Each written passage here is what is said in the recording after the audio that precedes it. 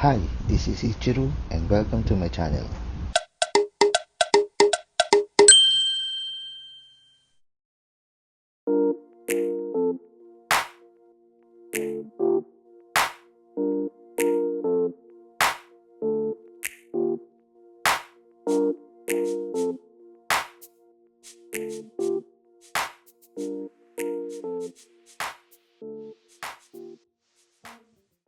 It's 2025 and the game itself has lots of changes over the years. More and more hunters are hard to counter or even hard to kite. So in this video, I'm going to tackle what you need to know and how to use properly Helena Adams, also known as the mind's eye. Okay, here's the quick trivia. So back in 2018, my younger brother introduced me about this game. I remember vividly it was the cute version of Dead by Daylight. So he told me the mechanics down to what to do and don't as well.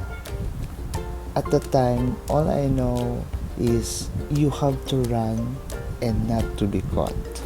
I entered the game around end of October 2018 and the new survivor that time was Seer, because at that time I was intrigued by his skills and he's the reason why I'm playing this game. As far as my memory is concerned, it was season 3 when I entered the game. The most banned hunter was Reaper, who was very OP at that time. The problem is that when I reached in higher ranking matches like from elk to mammoth, hunters usually almost bans Seer, which is disappointing to my end. So I need to adapt. I need a new character player who could fit as replacement to Seer. Someone who could see the hunter's location in the beginning of the match. Someone who could see what kind of hunter he or she is. So I chose the mind's eye as the replacement of Seer. Playing mind's eye at that time was hard because you can't see properly your surroundings due to pitch black and has a limited vision. Even I already memorized every parts of the entire map. Luckily, the vision for the mind's eye was adjusted. Now I can kite freely without hesitation.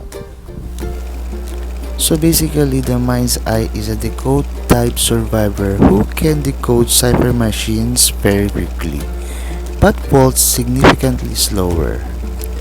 Because of her blindness, her vision is mostly black and shadowy, except for her nearby surroundings, outlined in white, or when she uses her cane.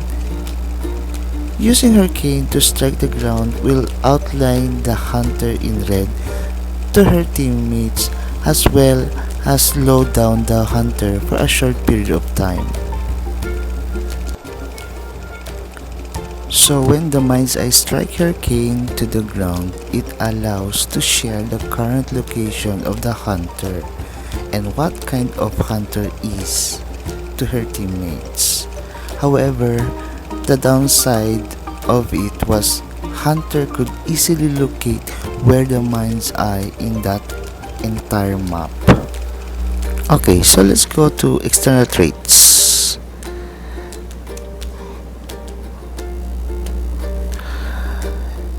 Echo.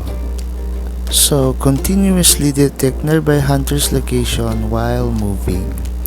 Using the skill will allow players to know the hunter's location on the entire map. How to use? Auto tap tap while moving constantly.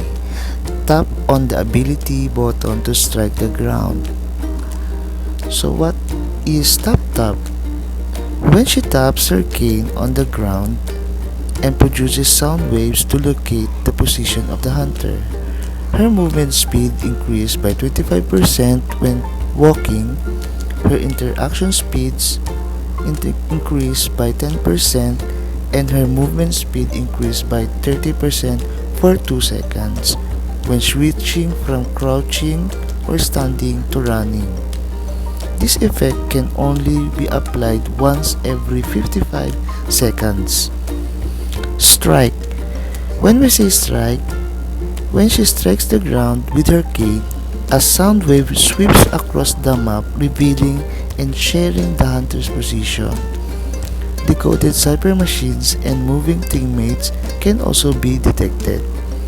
For hunters who are affected by the sound wave, their interaction speed is reduced by 30 to 22% to 14% within 8 meters, 30 meters, or all areas of the map. Mind's eye means blindness has sharpened the other senses of the mind's eye. When she decodes the cipher machines, almost no calibrations are triggered and her decoding speed is increased by 23%. Fragile. When we say fragile, physically weak, obstacle vaulting speed is decreased by 22%. What is the right use of mind's eye? First, you need to strike the cane. Striking her cane on the ground and make a loud sound, revealing all the survivors and cipher machines to the mind's eye and enhancing her vision temporarily. It also reveals the exact position and what kind of hunter it is in the map. Her cane skill is advantage in the early game to make an alert to all teammates. Second, transition. In my experience, transition using the mind's eye has two types. One is to run and second is to walk. Transition while running in the beginning of the match is good if the hunter is far from you. But you need to be careful if hunter is closer to your area in the beginning of the match. You have to eye on Undead and Geisha's dash, Fool's Gold's attraction that he can move swiftly toward his axe, and Mind's Eye's real nemesis, Wu-Chang, that could locate her easily using the free teleport umbrella called Infinite Nirvana. If you want to be the first kiter. The second type of transition is to walk. Why you need to walk? Because you have to hide your footprints to the hunter. It's simple. It's useless if you run and then hide, but hunter will see it in the long run, even if you hide after you strike your cane. So it's better to walk in transition rather than to run in transition in the beginning of the match. Don't be a burden to your teammates cause you caught by the hunter in the early game.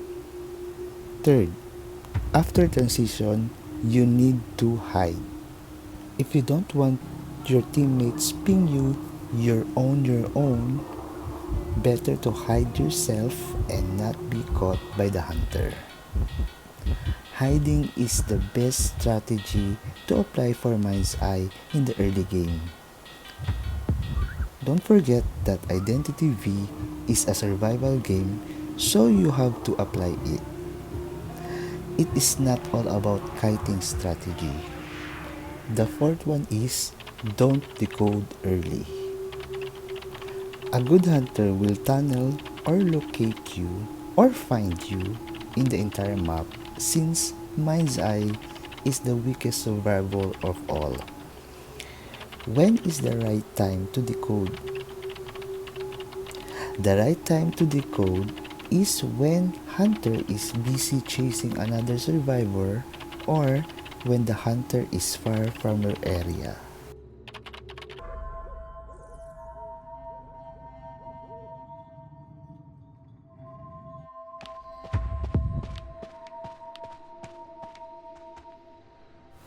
In addition, hunter might bring teleport skill.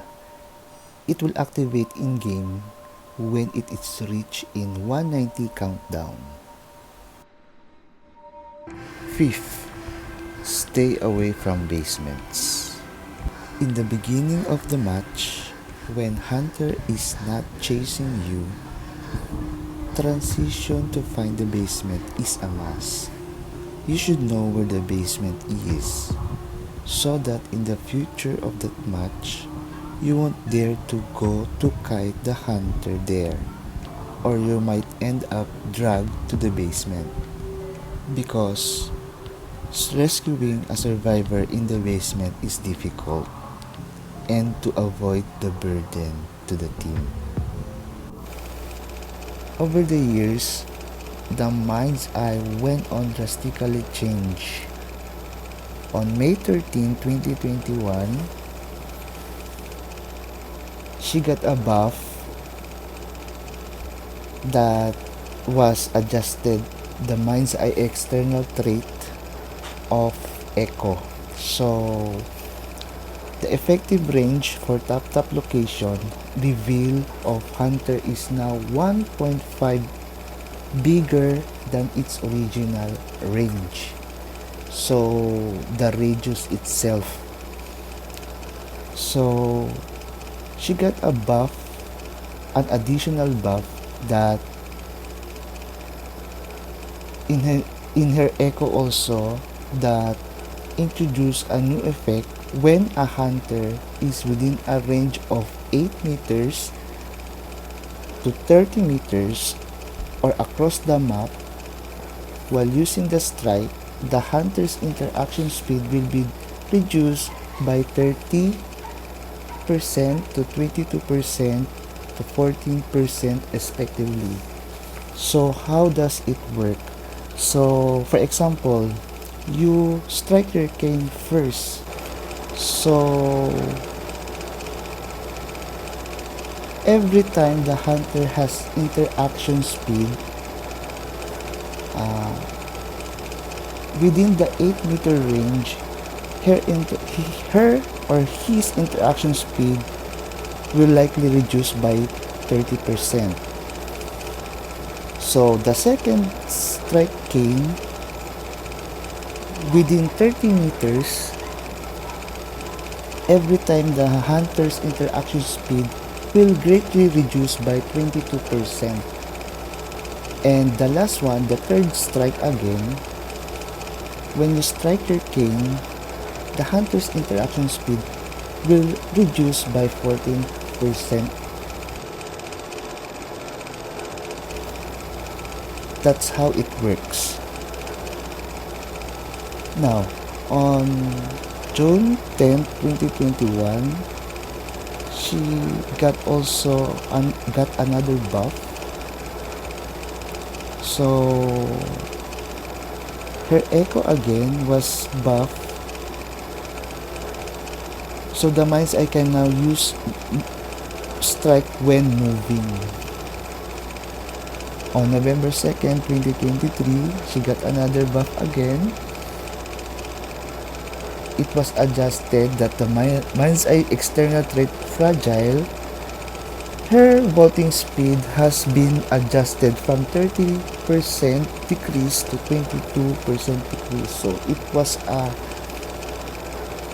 slightly relief for the mind's eye mains, because her vaulting speed is so terrible when you kite the hunter.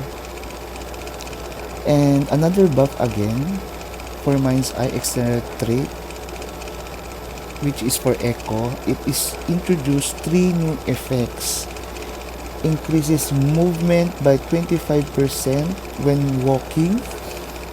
increases movement speed by 30% when switching from walking, crouching to running, increases obstacles vaulting speed by 10% for 2 seconds, and this effect will happen once every 55 seconds. So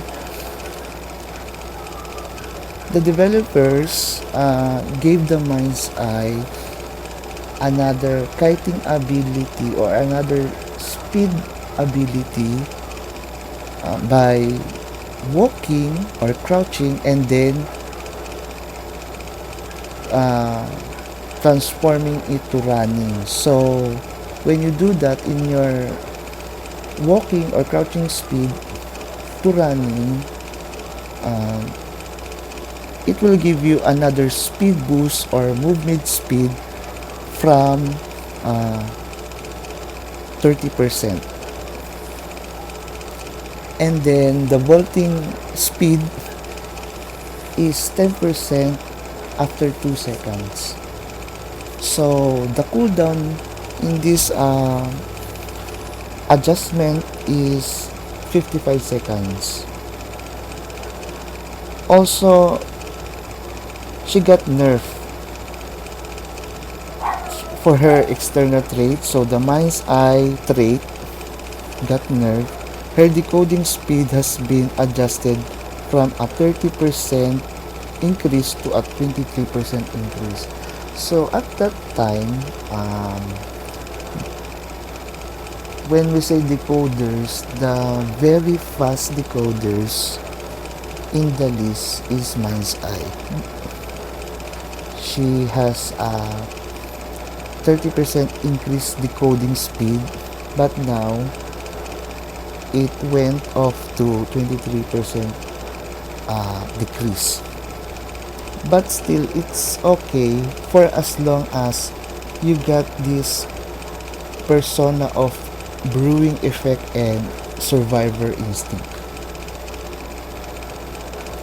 So on November 9, 2023, the map brightness setting will not be applied when using the mind's eye in certain modes.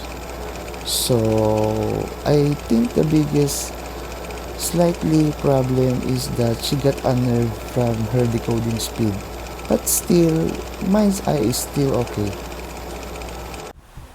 This time I'm going to show you my personal builds for the mind's eye.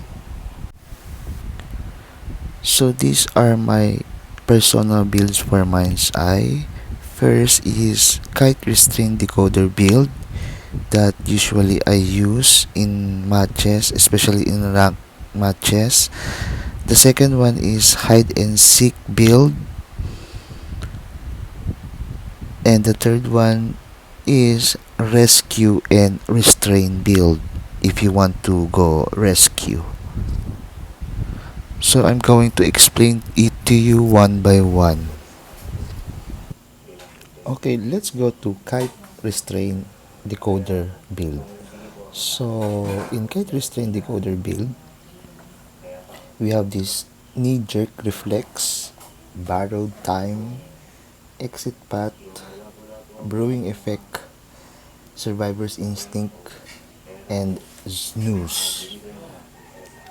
This build that I create for my mind's eye, usually I use this in my rank matches. This persona that I build because I have to fill in those certain areas that she has a lack of. This kind of build that I created for mind's eye is suits for her kiting ability, for restraining ability on rocket chairs, and for fast decoding speed. So if you fold your persona build to the left, you will get the knee jerk reflex. This skill has the ability to give a dash speed and interaction speed to certain vault the palette or vaulting the windows. Even though the mind's eye loves to being dragged in the rocket chair, you must have this persona build. The persona build was called exit path because some cases or some scenarios in the game that you can escape the hunter on the eyes of the hunter and you can self-heal.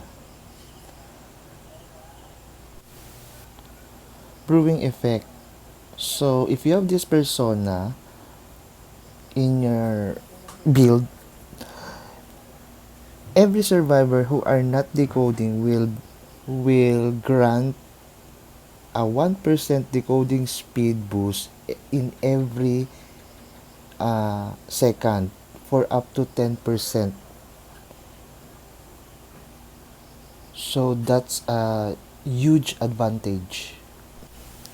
Add this to your personal build, the survivor's instinct, because when you're decoding a cipher machine, self-decoding speed is increased by 5% to 15% to 30% when one or two or three survivors have been eliminated. Like for example, there are some situations that one has been left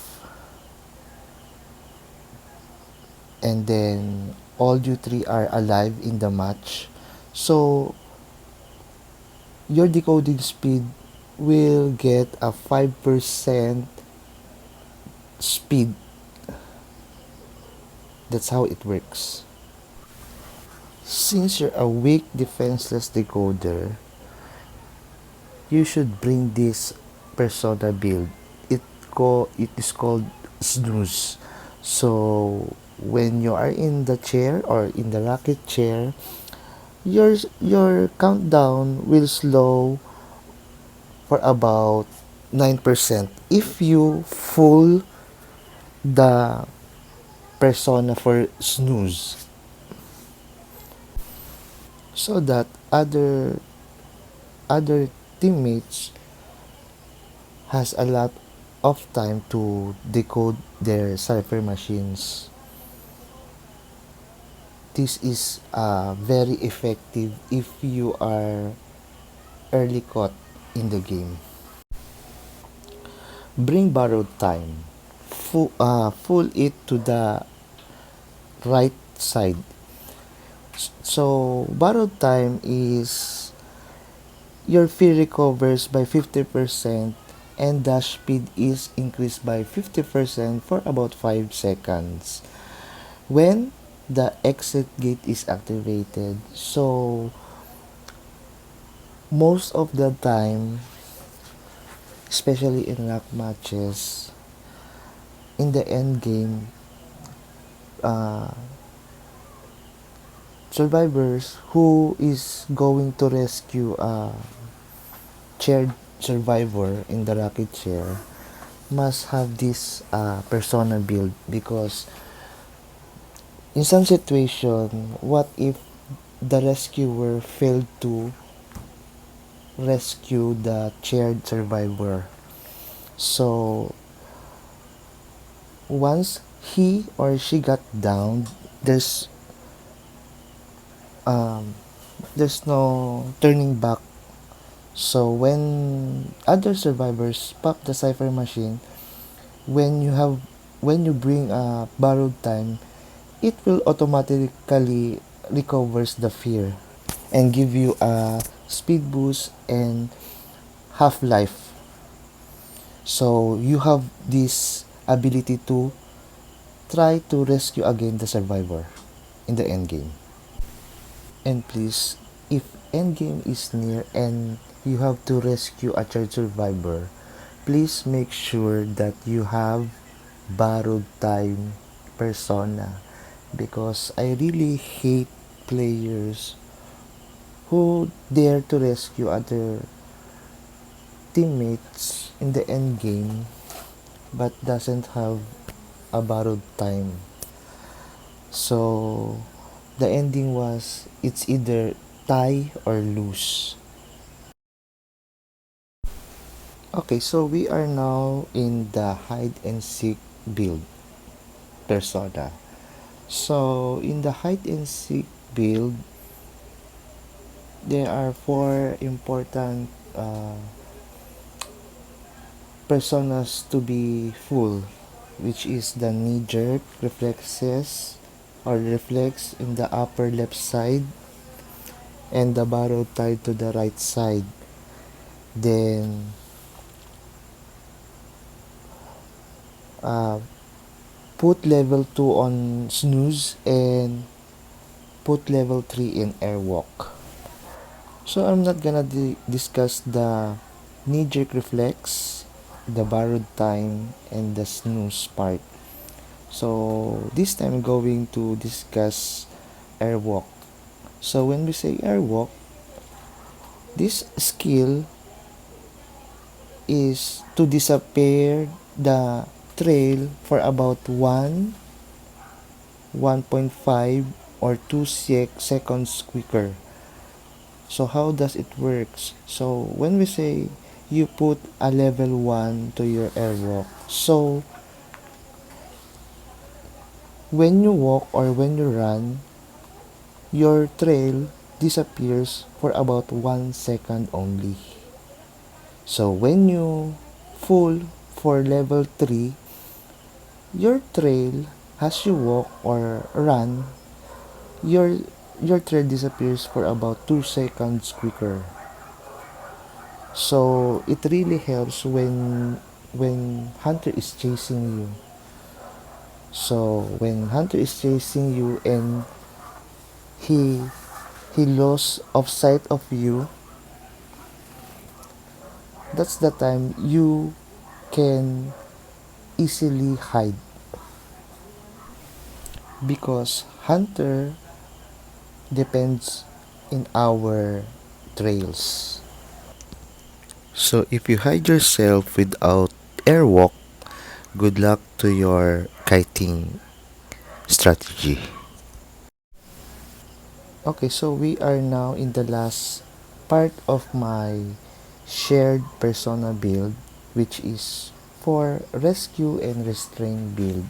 So I created this because many times or when I get bored during the game, before start the match, I usually put this persona, the rescue or restrain build. If I wanted to rescue and then especially since I'm a decoder, my player is a decoder type, hunters will also tunnel me. So it's better to be safe than sorry. So if you create this type of persona build, you must have to be careful to not be caught by the hunter in the early game, especially if the ciphers have not been downed. It's okay to be caught by the hunter if 3 ciphers down already. In rescue and restrain build, I'm not going to discuss further the borrowed time, the exit path, the snooze. I'm only going to discuss the companion effect and tide turner.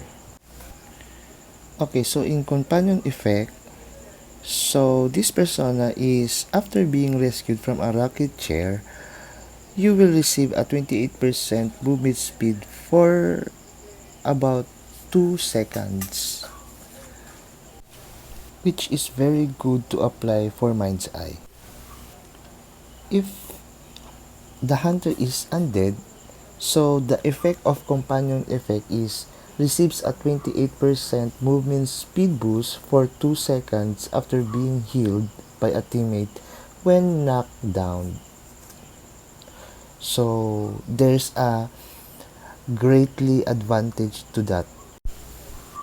Okay, so in Tide Turner, so the effect of Tide Turner is after saving a survivor from a rocket chair, both you and the survivor will be invincible for 20 seconds. During this time, you cannot be knocked down or healed. The knockdown damage taken within this time will be applied instantly when the effect dissipates. This ability can only be used once. So this persona build or this persona skill is good to apply for some situations like the survivor has been chaired to the basement. So rescuing a survivor in the basement is very difficult, especially if the hunter is bonbon, nayad. So the survivor must be uh, have a persona of borrowed time so that once he rescued a third survivor, both of them will get an invincible ring. It will shown in the frame on every players. The color is color blue. So how about when you have this Tide Turner persona and then the hunter is undead? So after healing a knockdown survivor, both you and the survivor will be invincible for 20 seconds. During this time, you cannot be knocked down or healed. Knockdown damage taken within this time will be applied instantly when the effect dissipates. This ability cannot be used again after a successful heal. So before I end this video, I'm going to show you some video that I kite the hunter during the rank match game. It was a video in my Mind's Eye uh, compilation episode 92. So I hope you enjoy and I hope you learn in my video.